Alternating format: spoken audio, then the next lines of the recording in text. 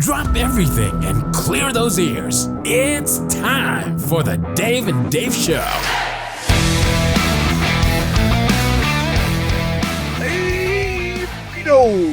Jersey Dave, I don't see your snubbling. You're snubbling. You're hoppling a bit on. Coming up a little bit up there in the north. Yeah, a little bit. 30 degrees feels like a heat wave. It's been cold and snowy for many a moon. Everybody's a little tired of it.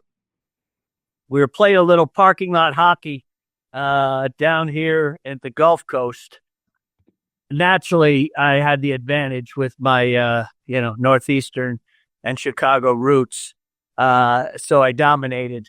But people are loving the snow down here in northern Florida. Gotta love it. A little taste. But enjoying it. It's about to melt in the next 24 hours. But we're loving it. I remember a great game of kitchen hockey using a beer can as the puck and real hockey sticks at a Kentucky Derby party. Do you remember that game? I remember it was bodies all over the place. There were injuries. There were injuries in that game. Yeah. Well, we kept having to, get the puck out of people that were passed out on the couch. That's a problem. Other casualties, whatever they may be. But yeah, us that did win the Derby, we had to settle the Triple Crown right there. It was 1995. 94? Maybe 94. Was that Gopher Jim? 94. It was 94. Gopher Jim. Yes. Gotta love him. Yep. The Shugster. Wasn't that Shug? No, Gopher Jim was Zito. Zito. Zito. Gumbats. Oh, yeah. And not Barry. Well, brother, we're finally able to, feel pretty good about... You are. So let's brag about you. Let's take a look at we'll do a quick recap, maybe not so quick. We don't have as many games to talk about this week. But maybe we can let people know a little bit about perhaps a revised format for doing the show twice a week, once midweek, and then once again on Saturday morning, like late Saturday morning, before the college games start. And there's reasons for this, and we'll get into that a little bit. Let's recap first.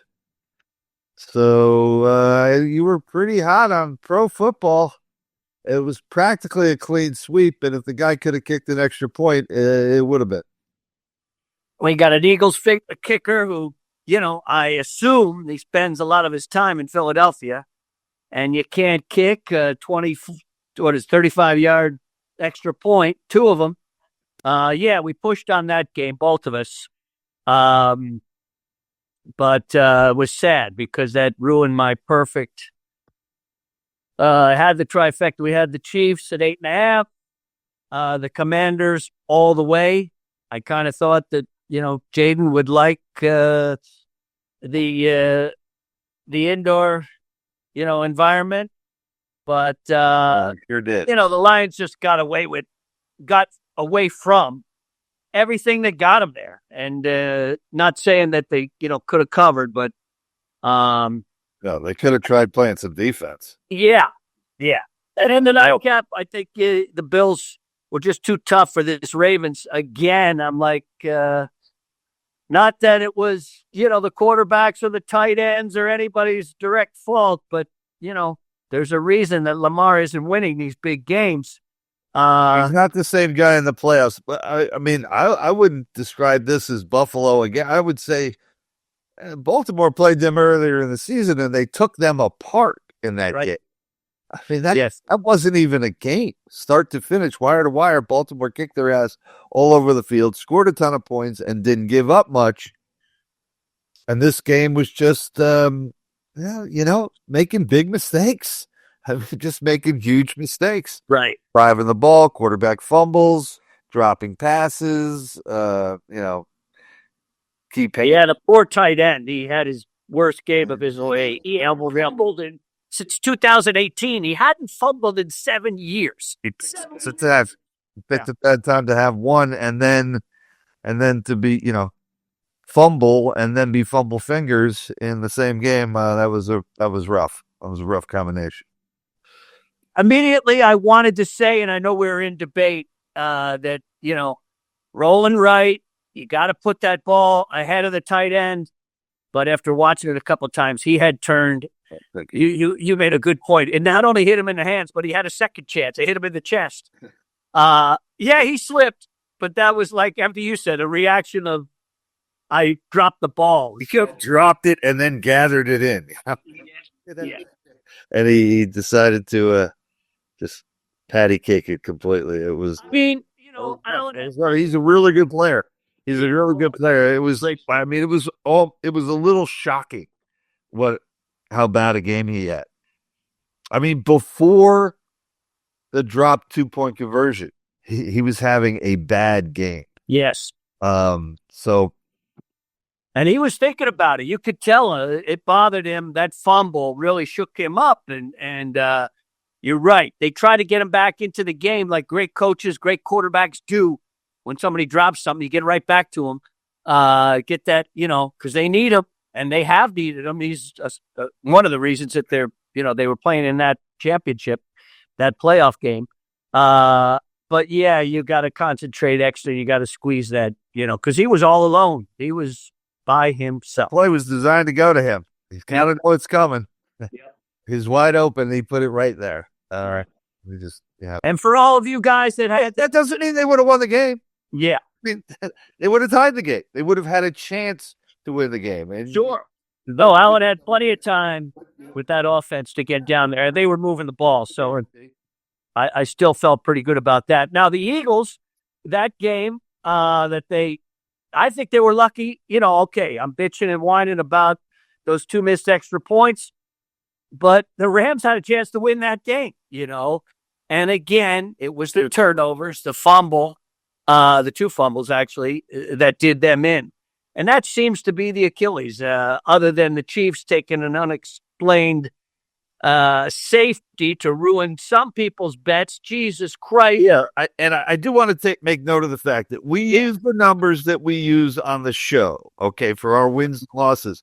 But there were 2 games this past weekend in the pros, 2 huge games with tons of money getting bet on them, where the final line was, quite a bit of, a point away from where we played them on the show, whatever day we did it last week. And both games, it came into effect because, the Philly game landed on 6, and that line went to 7 everywhere. Right. 6.5 of the worst, but 7 everywhere. So really, Philly's a loser there. Rams are a winner. And then the reverse is true for me. On the Kansas City game went to not just 9, which would have been bad enough, but 9.5, which turned a winner at 8.5 into a loser because of the curious decision to take the late safety, which, it's not like it's the first time I ever saw it in football. There have been times when I prayed it was going to happen, and, I would say 999 times out of 1,000, it does not happen. But that's the way they decided to play it, and that's the way it goes. So 9.5 on Kansas City. Now, anyone who had Kansas City would have to admit that they were fairly fortunate to be into a winning situation there, since the guy had a chip shot field goal just moments before that, and he missed it. Banked it. He hit it. Yeah. I mean, the whole game was nuts. Quite a few of these games were crazy. They all had, fairly close, tight, in some cases, weird endings. Right. The only game that really didn't come down to the very end was the game that, I thought Detroit might just handle, the formerly known as the Redskins, the commies, as they're calling them, the commies from Washington, the Commanders. The commies. Yeah. Got a point there. But it was the reverse. It was that Detroit had no chance at the end of a home playoff game. Well, that their fans. I feel for those people. Yeah. You had some strong comments about the coach, and I'm going to let you, address that right now, because you're going to trick plays where you don't need trick plays. and you're going for fourth downs. Well, you don't need fourth downs. You get points. I just think, like you mentioned, and you're going to expound on now, he's labeled himself as this swashbuckling, go for it coach, where he really doesn't have to. The problem is, I feel like he's a prisoner of it. Right. He has to make, the bold move when it's really not called for. It's really not called for. Interceptions on first down, trick plays that blow up in your face early downs. Hey, you throw a 40-yard interception on third down, I could give a crap. You were going to have to punt anyways. Right. You just put 40 yards in field position. But when you do it on first down, when you're moving the ball, it drives me out of my mind. Sure. And these teams, certain teams seem to be, have it happen to them more often than others. For the most part this year, Detroit was having a terrific season. Even a couple of the track meet games they got into, they ended up winning them. The one they did not, but I mean, they scored 31 points. 31 points. That should do it in a playoff game. Just goes to show you, injuries or not, that defense was not prepared. Yeah, they put up like no resistance. Yeah. He had plenty of time. They were able to do whatever they wanted. They ran the ball. They ran the ball a lot. Obviously, the quarterback ran the ball a lot, but also the backs got some key first downs and key yards too. And maybe the biggest thing that Washington did in that game, and I should track every series to see how this played out, because it felt like it happened a dozen times, was really good gains running the ball, super conservative plays on first down. Right. First down. So they were 2nd and 3, 2nd and 2, like constantly. Never less than second. Detroit was never in a bad, and then that puts the defense into a really bad situation, because now with that quarterback on Washington, now they can do some real damage. They can show run and then go over the top, or vice versa. Look like a passing situation and then run some sort of delay or draw. They were just picking up big yards no matter what they did. It was crazy. I mean, there were a bunch of possessions in a row where, Washington had success. If they didn't score points, they certainly moved the ball. And without any pressure, to your point, the back there. Oh, and they had long drives that, in a certain sense, were longer than they should have been, because Washington was taking penalties on offense and putting themselves into like weird 2nd and 20 situations and whatnot. And it didn't matter. They would just pick it up. But it would take an extra play, so that it took more time off the clock, less time for Detroit's offense, which was obviously, moving the ball a bit, scoring some points. But they didn't get enough cracks at it to take advantage of that crappy Washington defense, which we'll get to later. And then when the Lions did make a stand, very few of them, but they finally made a stand. They got 12 guys on the field, and they give them, 4 more downs inside the 10. So a lot of mental mistakes. We can't win. There's coaching in the playoffs and there's coaching in the regular season. And, he's out-coached. We seem to have almost no control over the situation. Like that 12 men on the field, you just got to go tackle the ref and call timeout. I know the game and you want to save those timeouts, but you have to make this stop right here. You got to do it. And you can't give them a first down on fourth down because you have too many men on the field. I mean, they knew it. I didn't see college teams doing that. They were like, snap the blizzard. They knew it. Washington knew it. Yeah. I've been willing to say, okay, a lot of the, when these coaches get all this credit, whatever sport it might be, whether it's college or pro, you got to have the horses. So right now, this guy with Detroit has some pretty decent horses. And at the beginning of the year, their defense was keeping pace with their offense. Their defense was shutting people down, getting a ton of sacks, and their offense was just scoring points at will. Detroit looked like the best team in the league, clearly, into October, I would say. And then when they started to get these injuries on defense, they looked vulnerable. And even some of the games that they won that were relatively high scoring, still that shows, a vulnerability on defense that, boy, Washington took full advantage of.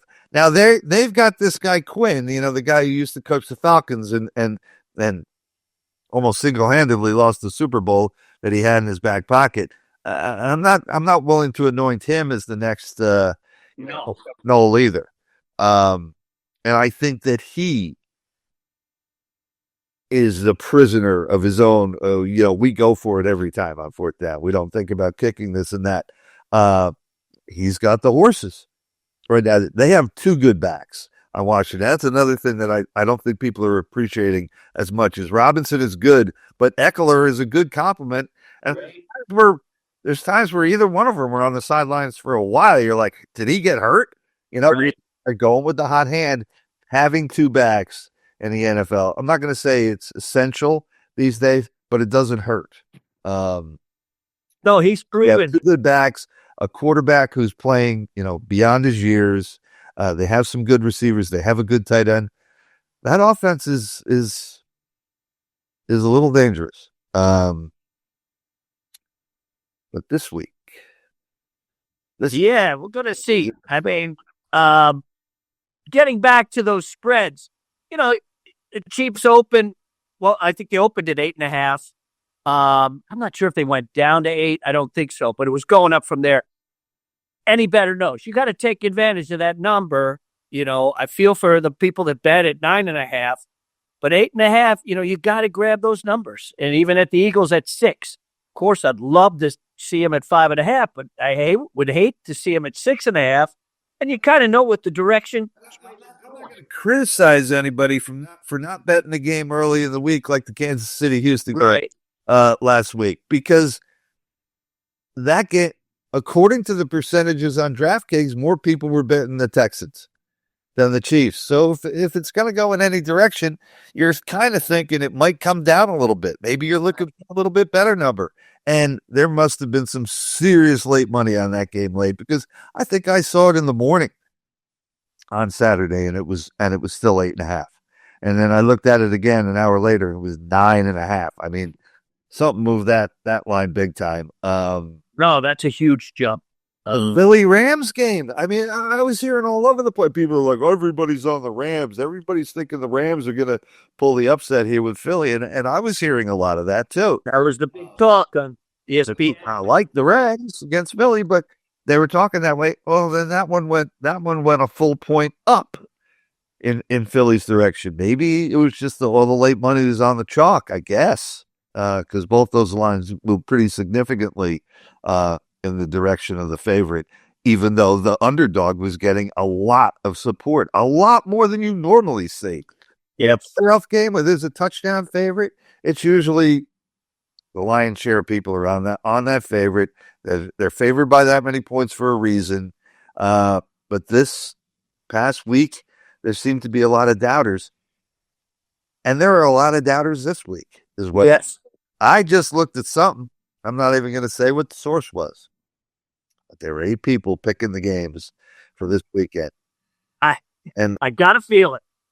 You got to feel it. Well, I'm going to say, all right, do we want to take the games one at a time? Do we want to mention the fact that football is over? Was it, 3-0-1 was a great way to rebound, and you didn't do so bad yourself. You had the tie there. So I owe you 2 pizzas. That means I did that. 2 pizzas. And the Notre Dame game, we almost had the clean sweep. They came back to be within a long pass and a field goal of back. Oh, I want to pat myself on the back for a soccer pick. We gave you the Arsenal Aston Villa game plus 360. Whenever we hit a plus 360, we got to pat ourselves on the back, because that's basically like almost hitting 4 bets. Of course, brother. Pat yourself on the back. Was a beautiful score. That one of the launched a very profitable weekend. And we're going to be doing more of this. We're going to be concentrating a lot more on soccer and college basketball. We're going to talk about that at the end of the show. But yeah, like you say, let's jump right in to the pros. If you want to start us off, Dave, that first game, is the Commanders at Eagles. That's 3 o'clock Eastern Standard on Fox. And I got the line at 6. Yeah. It's holding pretty fast. Yeah. And I was That's one of the reasons. 4.5 or 5 or. Now, here's one. I think if you're Washington better, you better jump on this thing. Because it looks to me like they're playing the formerly Redskins. The commies are getting the action.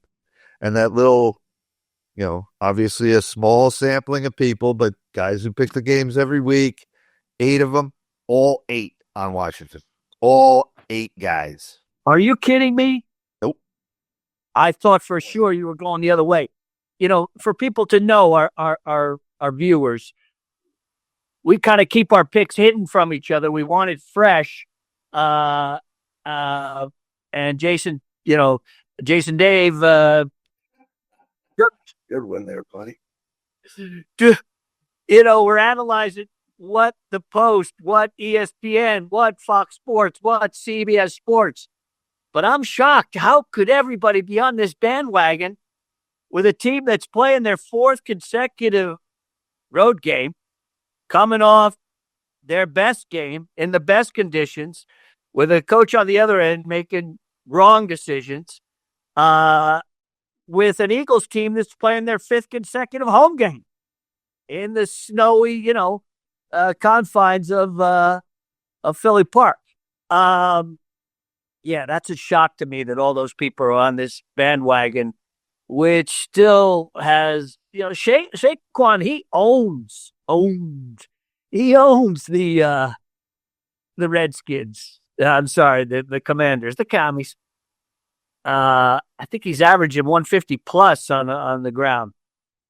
For me, okay, Hurts is supposed to be injured, as is their top wide receiver, their tight end. None of those guys dressed today. They were just walking through. But can Philly play really strong without these guys, or just giving it to Barkley? My answer is yes. Yes. They can dominate just from their run game. And Barkley's going to have a hell of a game. That defense is still, 27, 28 against the run. And the Eagles defense, they're being called out. They're being called out right now to see, if you can control this guy. And as good as Jason Daniels treated me last week, and he was great to me, everything that I said that he, would enjoy, which is the dome and a weak defense, and definitely the inability to, even at halftime, to make adjustments toward this guy. They just scored at will. I don't think the same thing is going to happen in Philly. I'd love to see it tick down to 5.5. I'm going to be keeping my eye on that, but I already got him at 6. I'm going to lay the points. Hard to do, but I'm going to lay the points. Well, you might run into the same situation with these games as you ran into last week, where it seems like the underdogs are getting a lot of support, and then at the end, all of a sudden the line, bumps up a little. So, just look at it where it is now. Maybe do it today. Just if you're happy with 6 points, either lay it or take it, depending on which side you want. I think there might even be more of a change regarding the other game, because it's that weird low number, under. This one here, they're not inclined to move that a whole lot, because the difference between 6 and 7 is obviously enormous, although they did it with Philly Rams last week. And if they come down a little bit towards Washington, I guess 6 is still a fairly big number in football. I'm just looking at a couple of things here. One thing that we've talked about a lot is that people, sports handicapping, tend to give way too much emphasis to the last game. And I think that's where this big support for the Commanders is coming from. Because I don't have to go back very far to see a game where they really didn't play very well. And maybe they were lucky to win. And that would have been the previous playoff game against Tampa. I mean, Tampa shot themselves in the foot with some plays there. Otherwise, they were the ones playing in Detroit last week. And we're not even talking about Washington other than the fact that their quarterback had a good rookie season. So it's not like I have to go into ancient history to see a game where Washington didn't play very well, and it was against a very mediocre Tampa Bay team with a gunslinger, fly by the seat of your pants quarterback, and a defense that is average at best. This Eagles defense, you are talking about a different animal than either Tampa Bay or a injured Detroit defense. So if defense means anything, the team with the better defense being the team that you want to be on in a playoff game, well, obviously you got to be looking at Philadelphia. So actually, those are the two reasons that I have. One is I think we're giving way too much credit for one stinking game, which often can be very dangerous in sports handicapping. And the other is I got the better defense. I'm at home. That's three things. Let's go. Another thing is sort of, can you really see the Washington Commanders being in the Super Bowl this year? I mean, at the beginning of the season, I know not many people had that forecast. They might have had them at first round, the first pick of the draft. There were more people picking them to do that than to be in the Super Bowl. Can you really see the Washington Commanders being in this year's Super Bowl? I can't. I can't either. I don't know with the Eagles. And especially when you got a guy like Barkley, and I don't mean, as an ex-Giant, of course, I'm crying blue tears. But the guy can break one at any time. He reminds me of, like a college player at Ohio State. They can break one wide open. He can break one at any time. And I think he's going to be huge. It's obvious, very obvious. But the Redskins, Commanders better not play that everybody up on the line of scrimmage when there's a possibility of a run. Because once he gets past the line of scrimmage, he's gone. Yes. He has the ability. The Rams saw that not just once, but twice. Like two really long runs. Yeah, and I think he even took a dive, right? He slid, so it wouldn't, Well, that's the third. No, that was third. He had two long touchdown runs and then a long run to seal the game. Yeah, he could have scored on that one too. Yes. And that was a Rams defense that was playing a hell of a lot better than the Commanders have been. So, you're in love with this rookie quarterback and this former Atlanta Falcons snatched defeat from the jaws of victory Super Bowl coach. Are you going to put your money on him? All right. God love you. Yeah, you're a good story. Nice to see the Washington football team back in it. But I think the road ends on Sunday against the Eagles. With you on that. Really to shut them down, too. I mean, we don't have a lot to look at this week as far as football goes, so we'll take a quick look at the over-under in that game, too, buddy. My friend, 47.5? Because if my team's going to win and cover, I think they're going to be dictating the game, and that means under. Yeah, I'm going under. I'm seeing Philly's defense. They shut the kid down. One thing that could kill an under, though, is if anybody comes unglued here and starts turning the ball over right and left, then you get cheap points. And sometimes your good defense can lead to points. So that's the danger in playing an under. As you know, I'm looking at under here. Yeah, as you know, those defenses, you play them all the time in the fantasy leagues as your captain. Grande huevos doing that. But that's how you win, and cash out those fantasy. Nobody has him as a captain.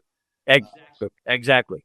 All right. Well, that's game number one. We're going over to game number 2 on CBS. 3:30 Pacific, 6:30, 6:30, as they say in Ireland. 6:30, Bills against the Chiefs again. Here we go. There we go is right. You know, I could, there's a strong conviction for both, you could say, hey, Chiefs aren't doing enough. They do enough just to get by, which makes this 1.5 or 2, whatever you're seeing, look kind of scary for me, even to lay that. What if they do just enough to get by again? Yeah. You lose. 1-3. Buffalo 1-3 against the spread on the road against top teams. Okay, they've been all close games. 1-3 straight up, 1-3 against the spread, and they've given up 36 points per game. Are they going to give up that amount against, KC, who doesn't seem to, really want to score a lot these days? Yeah, what's up with that? Don't give a shit. You never know, though. It could happen here. And Buffalo's defense, I feel like just waiting for them to show their true colors. Is it going to be this game? I mean, Going to be this. Okay, for me,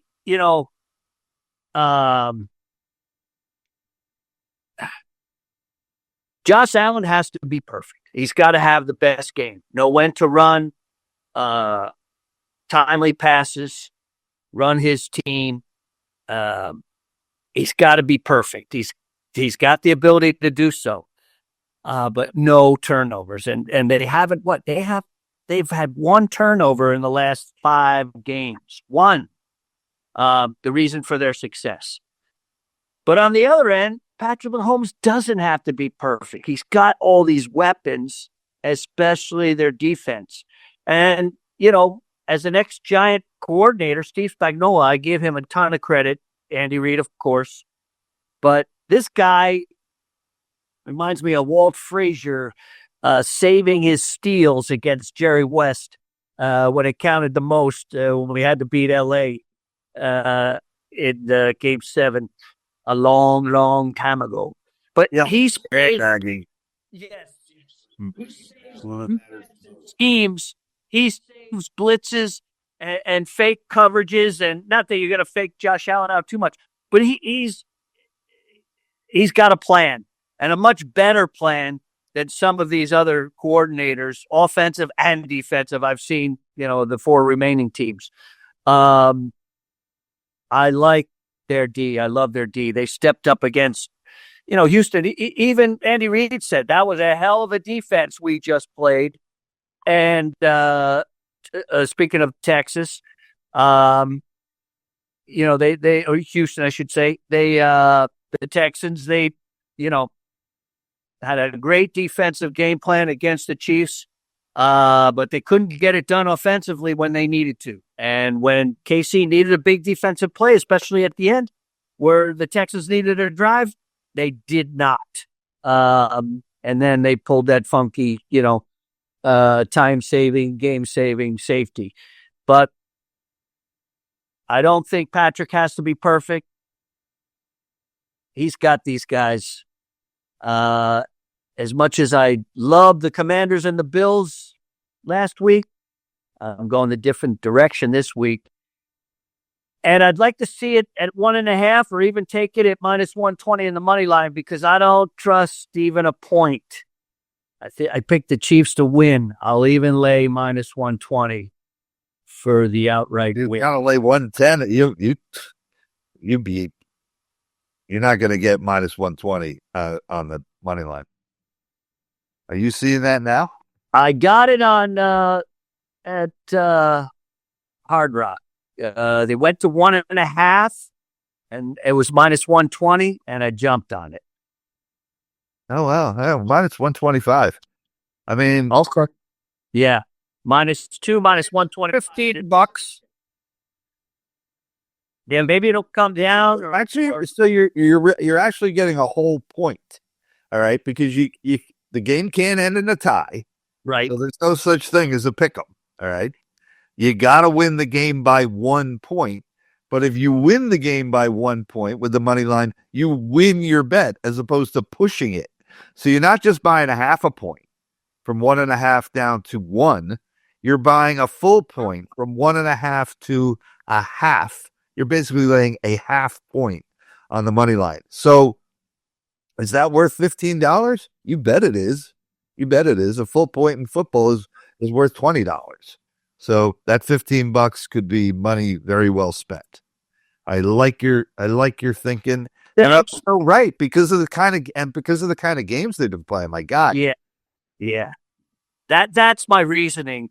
And a lot of times you're like, you have set me straight on teasers, on, adjusting the points. It's not worth it. Not laying that juice is going to get you in the, and you've been right. You're definitely mathematically and, your calculations are superior. And I know that, but I appreciate you saying that because that's what I'm afraid of. That in this game, that 1 point is huge. It could come down right to that because that's the way these games have been played, and that's the way the Chiefs play, especially at home. It's always a nail biter. My thinking on this game is exactly the same as the other game. I'm taking the home team with the better defense, obviously the better playoff experience, which is also the case in the other game. Eagles. Washington doesn't have any recent playoff experience. Too many people looking at the last game. I don't think anybody's giving Buffalo a ton of, all sorts of applause for the game against Baltimore. They did beat them. Some people thought the Ravens might be, Super Bowl winner this year. I'm taking the team with the better defense. They're at home. And that's also going to lead me to kind of not be in love with it, that's for sure. But look at the under here as well. I mean, Kansas City's been playing under games this season like crazy. Everybody thinks about them scoring 30 points every game, and this season they just didn't do that. 48.5. And you're talking about, a tough D keeping, the Bills in check. I think that's inflated due to the Buffalo giving up an average of 31 points against top teams during the season. It's all different in the playoffs anyway. But, I'm not a total player. I know you see that better than I do, but, that total seems extremely high, 48.5 at Hard Rock Bet out of Florida. So that's about it. We spent a lot of time on pro football, as we should. These are the big games. Last week, the Final 8. This week, the Final 4. Looking at some pretty cool kickball games this weekend. I think you got a great matchup between Bournemouth and Nottingham Forest. Forest has been good on the road all year. I'll take the draw at plus 255. Lovely. City and Chelsea. I'm going to take Chelsea to win that game straight up. I think Man City is on the ropes right now. So you got plus 10 on Chelsea to win that game straight up, although the draw there is very attractive, plus 300. I think Chelsea just beats them straight up. That's going to be about it. I think. All right, brother. Great picks at the end. You're doing good kickball. Your lights out in college basketball, and that's going to start next week. Everybody, get queued up, ready. We had 2 winners yesterday, the Shockers and the Terps. Both the University of Houston, monster defense. Monster. Gorgeous under. We put all chips in on your under against Houston. That was beautiful. They won by 30, but they held their opponents to 30.